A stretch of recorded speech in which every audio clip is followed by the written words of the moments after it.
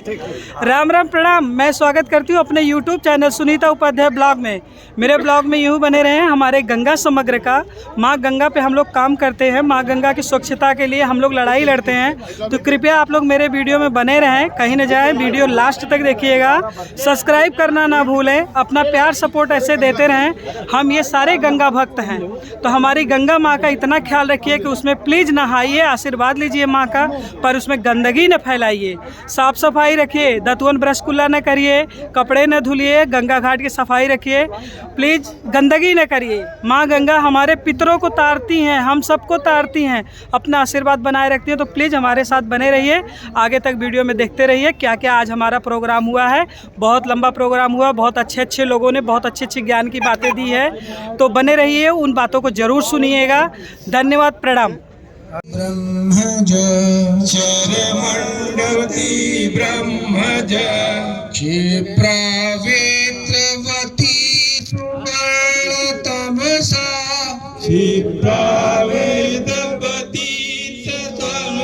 तमसा कृष्णा इरागिंगंडकी कृष्णा इरागंडकी रेवा पूर्ण जलैः समुद्र सहिता रेवा जलैः समुद्र सहिता कुर्वन्तु नो मङ्गलम् कुर्वन्तु नो मङ्गलम् देवी सुरेश्वरी भगवती गंगे देवी सुरेश्वरी भगवती गंगे त्रिभुवन तारिणी तरल तरंगे त्रिभुवन तारिणी तरल तरंगे शंकर मौली विहारिणी विमले शंकर मौली विहारिणी विमले मम मतिरास्तां तव पद कमले मम मतिरास्तां तव पद कमले हरिपद पाद्य तरंगिणी गंगे हरिपद पाद्य तरंगिणी गंगे हिम विधुमुक्ता धवल तरंगे हिम विधुमुक्ता तरल तरंगे दूरी कुरु मम दुष्कृति भारम दूरी कुरु मम दुष्कृत भारम गुरु कृपया भव सागर पारम गुरु कृपया शिव सागर पारम रोगम शोकम तापम तापम रोगम शोकम तापम पापम हर मे भगवती कुमति कलापम हर मे भगवती कुमति कलापम त्रिभुवन सारे वसुधाहारे त्रिभुवन सारे वसुधाहारे त्वमसि गतिर्मम खलु संसारे त्वमसि गतिर्मम खलु संसारे त्वमसि गतिर्मम खलु संसारे त्वमसि गतिर्मम खलु संसारे। धन्यवाद आलोक जी। विचारधारा क्या है ये सब स्पष्ट हो जाता है। गंगा समग्र अर्थात गंगा जी उसको अविरल और निर्मल करने के लिए जो जो भी काम उचित और आवश्यक है वो सब करना यानी गंगा समग्र।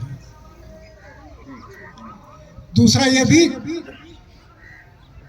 हम जहाँ भी कोई पर्व होता है, त्योहार होता है, सभी लोग गंगा जी नहीं आ पाते हैं, तो उनके पास में जो भी नदी या तालाब होता वहाँ स्नान करते हैं और बोलते ही हैं हर हर गंगे, हर हर गंगे, यानी सभी गंगा जी हैं। तो उन सभी की अविरलता रहे, सभी की निर्बलता रहे, ये भी इसका एक अर्थ निकलता है। वास्तव हमारे पुराने ग्रंथों में एक शब्द प्रयोग हुआ, इसका हम लोग ने फिर से प्रारंभ किए हैं प्रयोग करना। जहां भी ऐसे जल होते हैं उसके लिए हम शब्द प्रयोग करते हैं जल तीर्थ।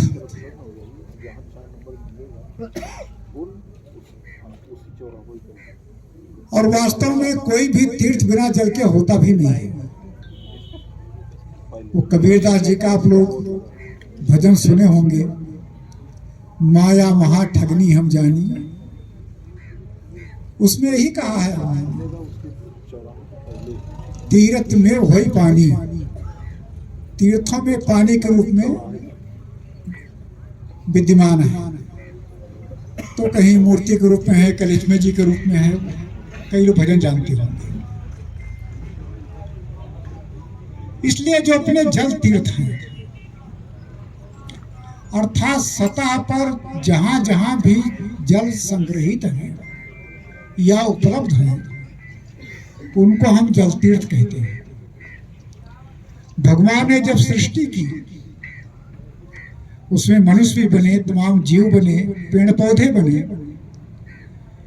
जो भी ब्रह्मा जी ने कहिए, भगवान कहिए, प्रकृति कहिए, सृष्टि जो हुई, उन सबके लिए जल आवश्यक है।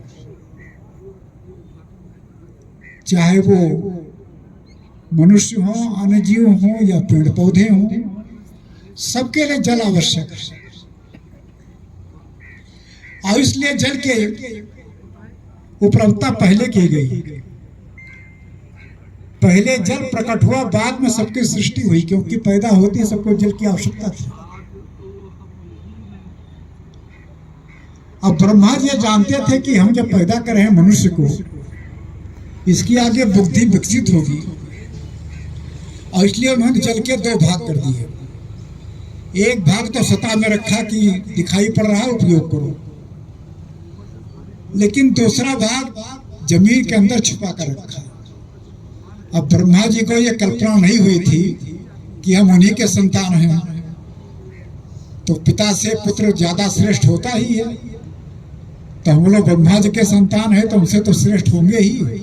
तो पहले उसी को निकालना शुरू किए जो छुपाए हुए थे। आज की हालत क्या है कि सतह के जल तो सब खराब हो गए, उसको हम लोग अपने व्यवहारों से खराब कर ले गए, और इसलिए स्वच्छ जल के लिए जमीन के अंदर का जल का दोहन कर रहे हैं। और वो सीमित है, क्योंकि वो इमरजेंसी के लिए बनाई गई थी।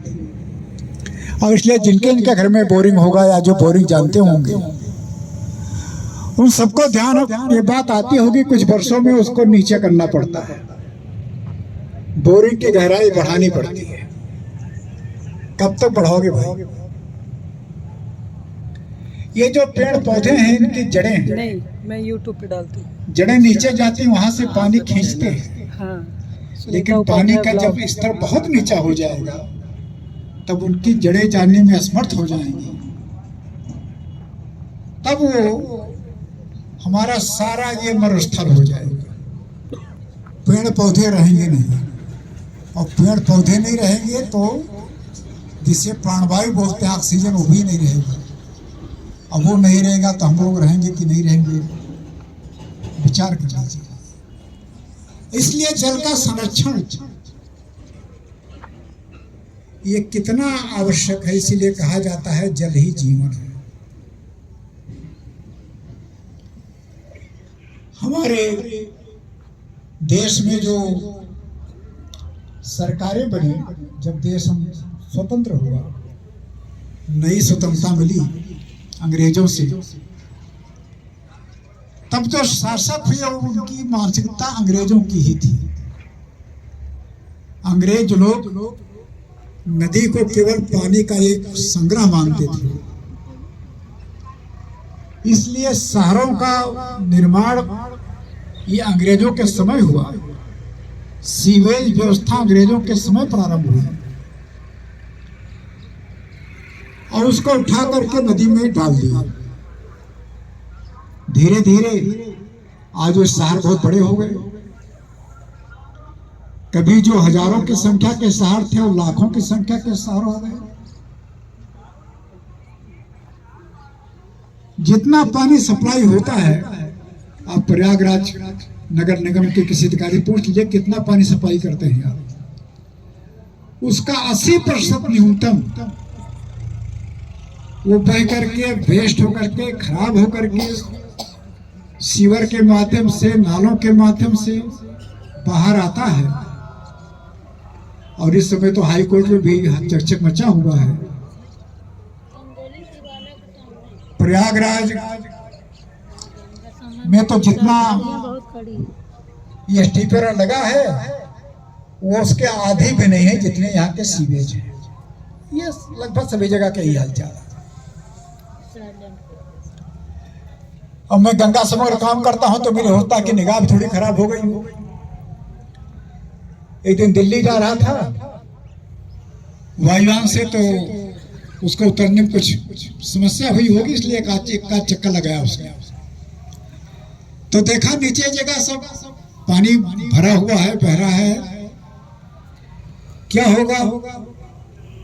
और जब ध्यान से दिया तो ध्यान आया कि ये एसटीपी प्लांट लगा हुआ है जो काम नहीं कर रहा है, इसलिए ओवरफ्लो से बह रहा है। मुझको उस दिन जल शक्ति मंत्री से मिलना भी था।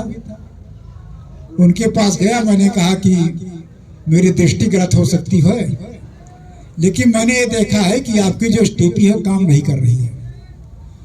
उन्होंने तुरंत ही जो उसके ऑफिसर थे उनको फोन मिलाया, कहाँ से वो एसटीपी खराब है, कितने दिन से खराब है, 4 महीने से खराब है, उसकी फिर जरूरत क्या है। अगर 4 महीने से आप उसको ठीक नहीं कर सकते हैं तो उसे एसटीपी बनाने की जरूरत क्या है। लेकिन इस प्रकार की आज जो शासकीय पद्धति है उसकी हालचाल है।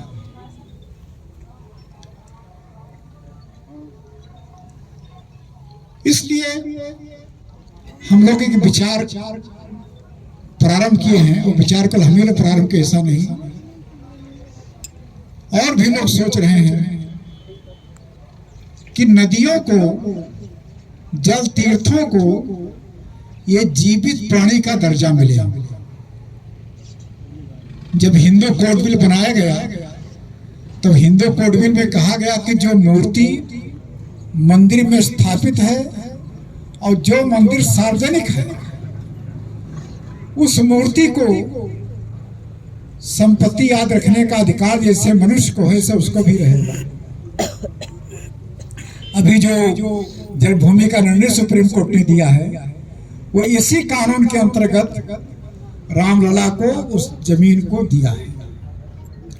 इतने कहा गया है कि वो मूर्ति नाबालिग मानी जाएगी, इसलिए उसकी देखभाल करने के लिए कोई ट्रस्ट संस्था या व्यक्ति होना चाहिए।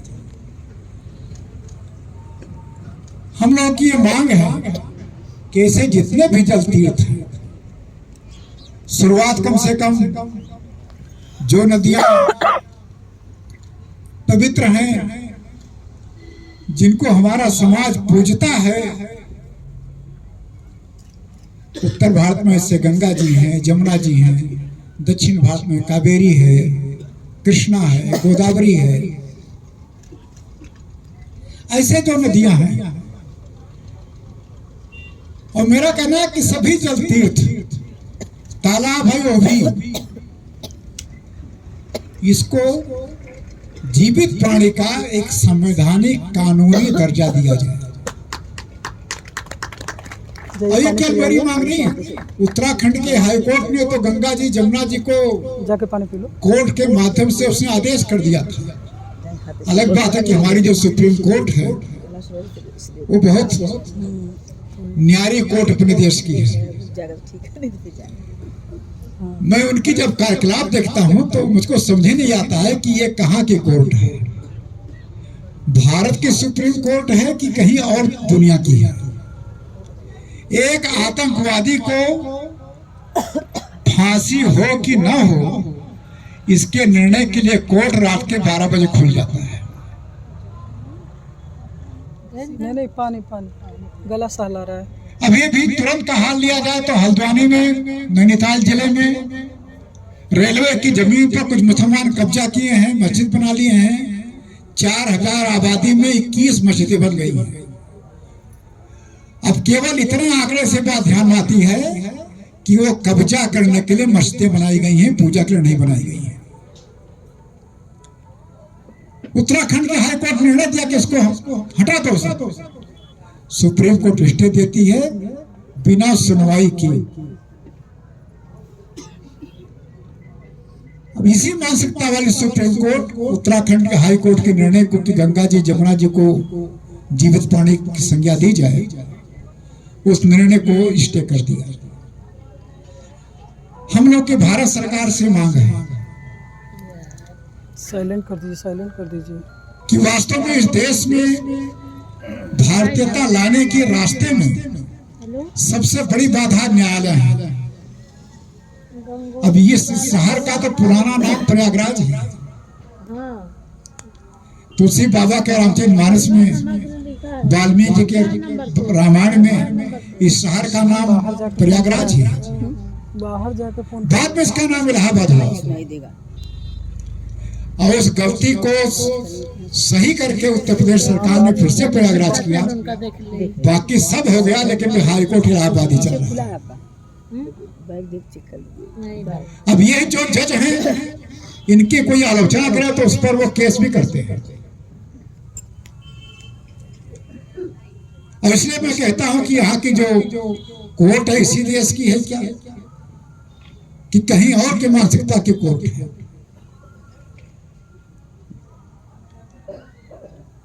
तमाम प्रकार के परिवर्तन देश में हुए, लेकिन आज भी कोर्टों में भी लाड चलता है। कहां के लाड हो गए वो नहीं जाने। इस प्रकार की जो न्यायालय हैं, जो यहाँ की भारतीय संस्कृति को कुचलने के ही जुगाड़ में फंसी रहती है, उनके लिए केवल एक ही रास्ता है कि देश में कानून बना करके जो जल तीर्थ है, हमारे जो पूजनीय स्थान है, और जल तीर्थ में तो हम कुआं को भी पूजते हैं। शादी विवाह में तो कुएं का भी पूजन होता है। आजकल कुएं पट गए हैं तो लोटे में जल रख करके उसी की परिक्रमा करते हैं। इसलिए जो जल तीर्थ है हमारे प्राचीन समय से ही हमारे संस्कृति में वो पूज्य स्थल रहे हैं।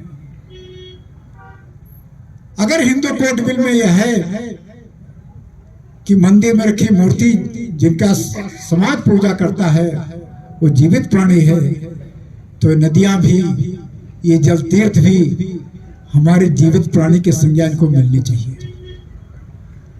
और अगर मिल जाती है तो फिर आगे उनकी कितनी चौड़ाई है, कितनी लंबाई है, कितनी जल चाहिए उसमें जीवित रहने के लिए, इन सब की फिर आगे व्याख्या होती चली जाएगी। मौलिक प्रश्न है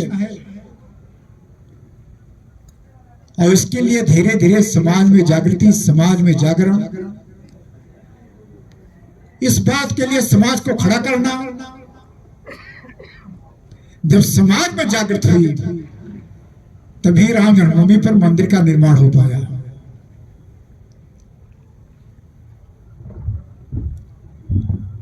अगर गंगा माता के लिए, नदी माता के लिए हम समाज में जागरण पैदा कर ले गए, तो ये भी जो हमारी मांग है सभी जल तीर्थों को जीवित प्राणी की संज्ञा प्रदान की जाए, यह होकर रहेगा। और बिना ये हुए, बिना कानूनी अधिकार हुए, हम आज इन जल तीर्थों को बचा नहीं सकते। अब गोमती जी का नाम हम तो सब कोई जानते ही होंगे। गोमती जी कोई हिमालय से निकली नदी नहीं है, एक झील से निकली नदी है,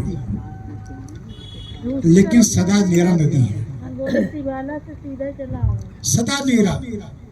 कैसे सदा नीरा थी? जगह जगह इसके अंदर से पानी के स्रोत थे। उस स्रोत से पानी निकलता था। आज जो गोमती जी लोग कब्जा करते चले जा रहे हैं। कई भक्त भी गोमती के बहुत हैं। लखनऊ में मैं गया था गंगा सप्तमी के दिन। वहां साधु जी हैं, वो आरती गोमती जी की बड़ी अच्छी आयोजित करती हैं। उस आरती में भी गया था। गया गोमती जी के पास में, वहां पर हाथ में पानी लेने क्या कहें, पैर भी रखने की हिम्मत नहीं थी। इतनी गंदगी वहां फैली। वहां पर सौभाग्य से जो नमामि गंगे योजना है केंद्र सरकार की, उसके जो डायरेक्टर हैं वो भी आए थे। लखनऊ की मेयर भी थी और भी अधिकारी थे। मैंने सबसे निवेदन किया, आरती करने वाले भक्तों से भी निवेदन किया कि आरती करना तो अच्छी बात है, इससे समाज में जागरण पैदा होता है, लेकिन जागरण किस काम का? कुछ काम भी तो होना चाहिए ना। कम से कम जिस घाट पर आरती करते हो वो घाट तो स्वच्छ हो जाए। सामने ही नाला गिर रहा था। मैं नमामि गंगे के डॉक्टर से कहा कि क्या है, दिखाई पड़ रहा है आपको क्या? बोले हाँ, हमारे संज्ञान में है, बहुत जल्दी ठीक हो जाएगा। अब ठीक भी कैसे करते हैं? उसी नाले को मोड़ करके वहां से 2 किलोमीटर आगे फिर से डाल देते हैं। लखनऊ में सारा ऐसे हुआ है।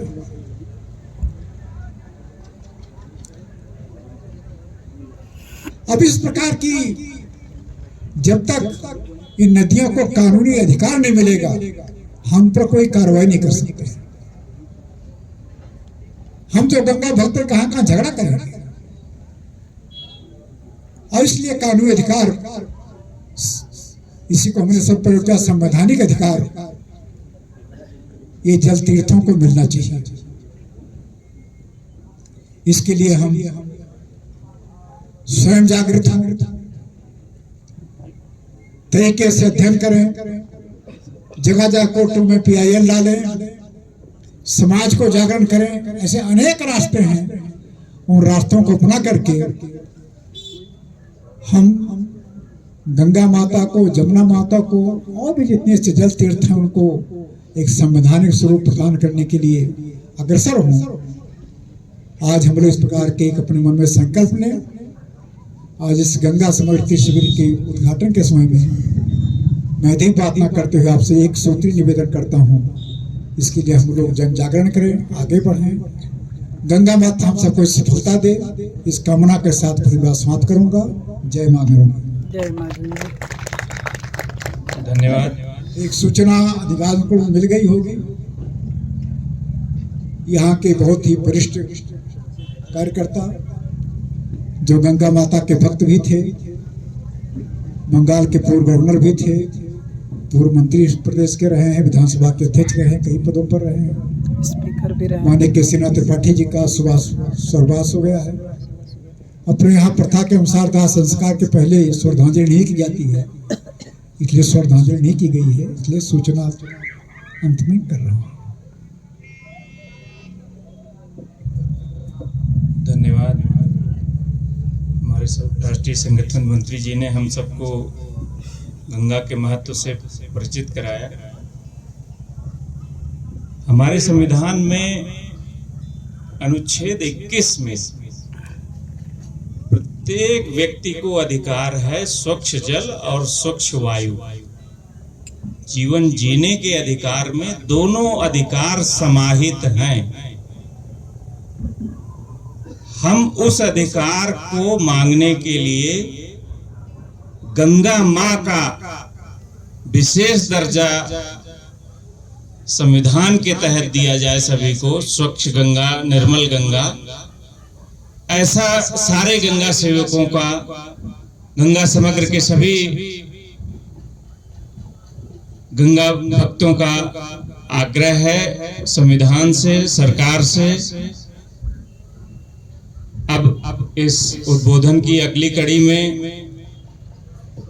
मैं पूज्यपाद स्वामी श्री विद्या चैतन्य जी महाराज से विनम्र अनुरोध करूंगा कि अविरल गंगा निर्मल गंगा भारत का संवैधानिक कर्तव्य, इस विषय पर अपनी उद्बोधना प्रकट करें।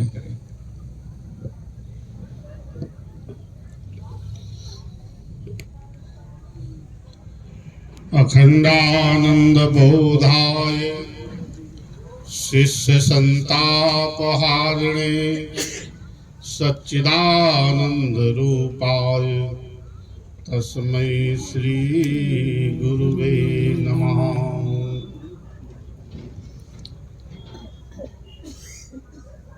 इस गंगा समग्र के शिविर के पावन उद्घाटन के परब पर हमारे परम श्रद्धे परम प्रिय मंच पे विराजमान गंगा समग्र के राष्ट्रीय संगठन महामंत्री पूज्य रामासिंह जी, हमारे गंगा समग्र के संयोजक प्रदेश के श्री राकेश जी, सभी शिविर में पधारे हुए गंगा समग्र के अनुयायी, गंगा समग्र की विचारधारा से जुड़े हुए सभी भाई लोग, माताएं, बहनें, अभी भाई रामासिंह जी के द्वारा अविरल गंगा निर्मल गंगा जल के शुद्धिकरण के चर्चा को, उनके विचारों को आप लोगों ने सुना। हम सब लोग जो उन्होंने विचार व्यक्त किए, उन विचारों को आगे बढ़ाने के लिए सभी लोग एकजुट होकर के, चाहे वो गंगा की धारा हो, चाहे वो यमुना की धारा हो, चाहे वो गोमती की धारा हो, अथवा किसी भी नदी की वो धारा हो, उसके लिए अपने को काम करना है। जैसा कि भाई जी ने हमारी हिंदू संस्कृति में जहां जहां से जल का उद्गम है,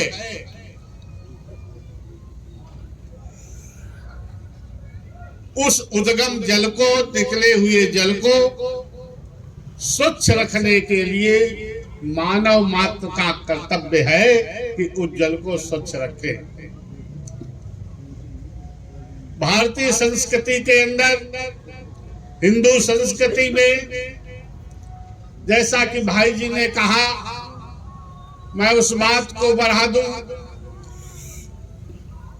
अगर मैं गंगा स्नान नहीं कर पाता हूं, किसी नदी में स्नान नहीं करता हूं, कुएं में स्नान करें चाहे नल पे स्नान करें, अगर किसी भी जल से स्नान करते हैं तो उसमें भी हिंदू संस्कृति में हम लोग एक मंत्र बोलते हैं, गंगे च यमुने चैव गोदावरी सरस्वती नर्मदे सिंधु कावेरी जलस्मिन् सन्निधि कुरु।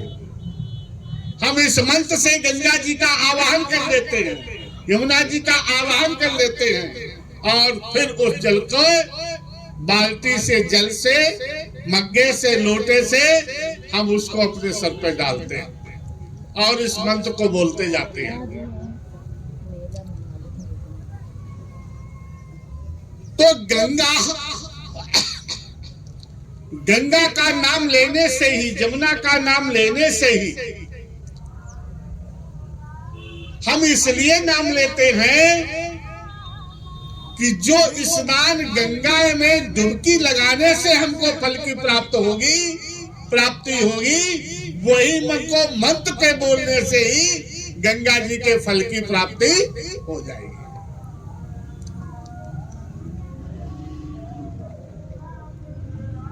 जो गंगा समुद्र के माध्यम से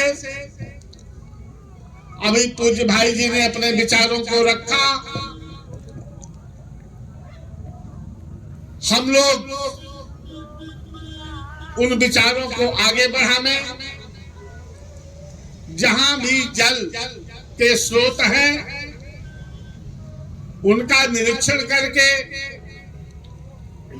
चाहे वो कुआं हो, चाहे वो तालाब हो, चाहे वो कोई नदी की धारा हो, उसको स्वच्छ रखने के लिए हम प्रत्येक मानव को, प्रत्येक हिंदू को जागृत होना चाहिए और उसको स्वच्छ रखने का प्रयास करते रहना चाहिए। हम आप बहुत जागृत हुए हैं। पहले हम लोग इस वर्ष भाई जी को मैंने बताया, हमको 39 वर्ष कैंप लगाते हो गया।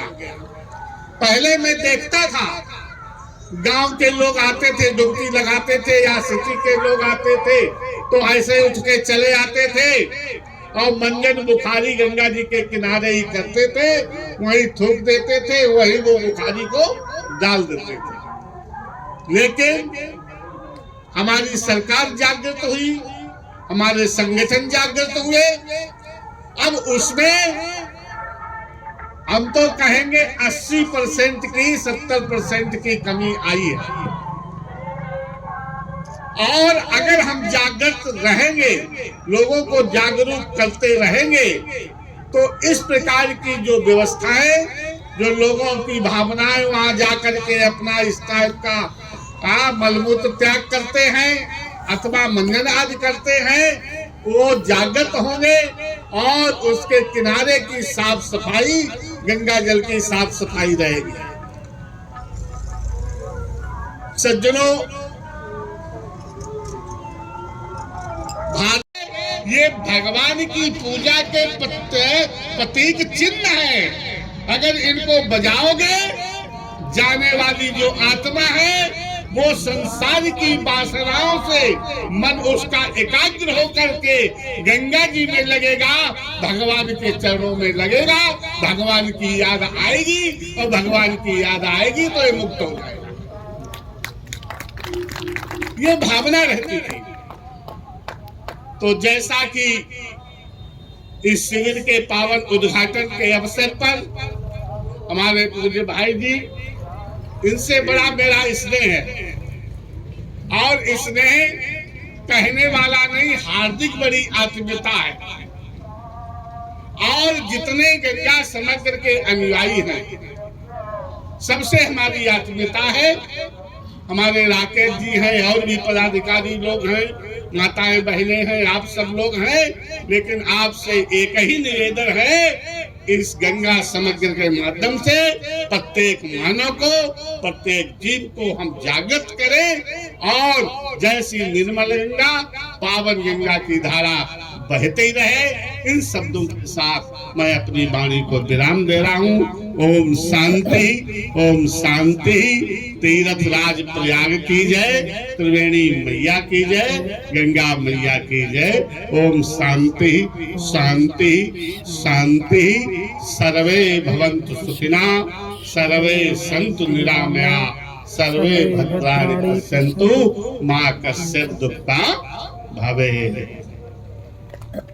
महाराज जी को कोटि कोटि धन्यवाद। उनकी आत्मीयता हम सब के प्रति अगाध रूप से है। आप सब यहाँ आए, इसके लिए बहुत बहुत धन्यवाद। गंग सकल मुद मंगल मूला, सब सुख हरन, सब सुख करनि हरनि सब सूला। ये रामायण में ये चौपाई भगवान राम के वन गमन के समय की है। माँ गंगा की शक्ति अपार है, उसकी व्याख्या हम लोग क्या करेंगे, स्वयं महाराज जी के मुखारबिंद से हम लोग सुन चुके हैं।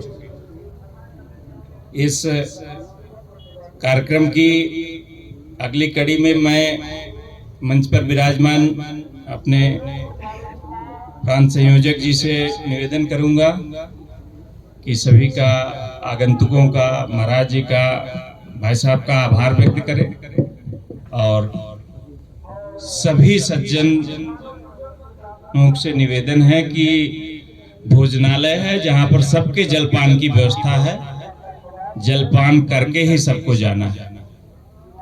धन्यवाद। सर्वप्रथम आज के इस कार्यक्रम के अध्यक्षता कर रहे स्वामी जी, मैं आभार व्यक्त करता हूं कि अपना अमूल्य समय निकालकर हम लोग के बीच में आए और हम सभी कार्यकर्ताओं का उत्साहवर्धन किया। ठीक उनके बगल हम सभी के मार्गदर्शक अपने गंगा समग्र के राष्ट्रीय संगठन मंत्री जी, उनका मैं आभार व्यक्त करता हूं। आए, हम लोग का भी उत्साहवर्धन किया और हम लोग कैसे कार्य करना है उसके विषय में एक दिया उन्होंने। इसके अलावा अपने बीच में दूर दराज से आए हुए अपनी माताएं बहने, कुछ गंगा पार से, कुछ यमुना पार से, कुछ प्रांत से भी लोग आए हुए हैं। उन सभी माताओं बहने एवं भाइयों को आभार व्यक्त करता हूं, अपना बहुमूल्य समय निकाल कर यहाँ पे आए। विशेष तौर पे इस अपने शिविर में व्यवस्था देख रहे हमारे शिविर के संचालन समिति, उनका आभार व्यक्त करता हूं कि कितने जल्द समय में काफी कुछ व्यवस्था आज किया। आगे सब लोग एक बार मां गंगा जय घोष करेंगे। बोलो गंगा मैया की जय, गंगा मैया की जय, गंगा मैया की जय। बोलेंगे अविरल गंगा, अविरल गंगा, निर्मल गंगा, अविरल गंगा, निर्मल गंगा, अविरल गंगा, निर्मल गंगा। बहुत बहुत धन्यवाद।